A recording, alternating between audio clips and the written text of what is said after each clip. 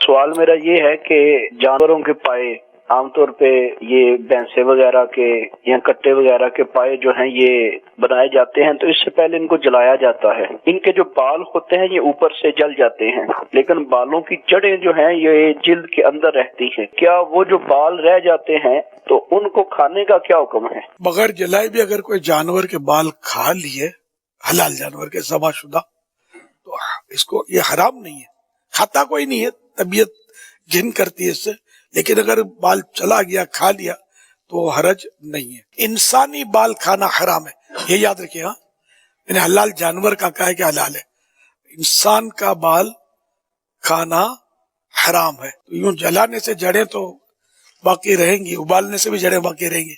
یہ مخصوص ٹائم تک جلاتے ہیں تو وہ تو جل جاتے ہیں، اور ابالتے ہیں بھی، وہ بھی ٹائم پیریڈ ہوتا ہے، 12 منٹ یا اتنا کچھ تیز آنچ پر اس کو پانی میں ابالتے ہیں. پھر اس کا اس طرح جیسی تیز چھری سے یہ شیو بناتے، بال جو ہوتے ہیں نا تو یہ نرم ہو جاتے ہیں نا ابل کر، تو بال اتر جاتے ہیں. گوشت نرم نہیں ہوتا، گوشت سخت ہوتا ہے.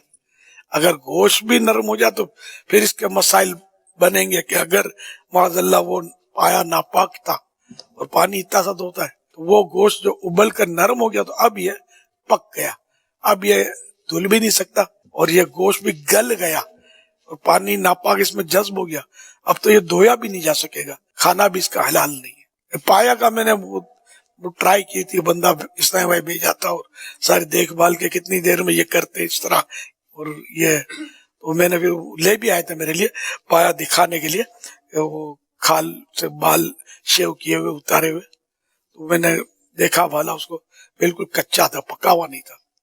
یہ کھانے والے ہم کھائیں کبھی اور پھنسے.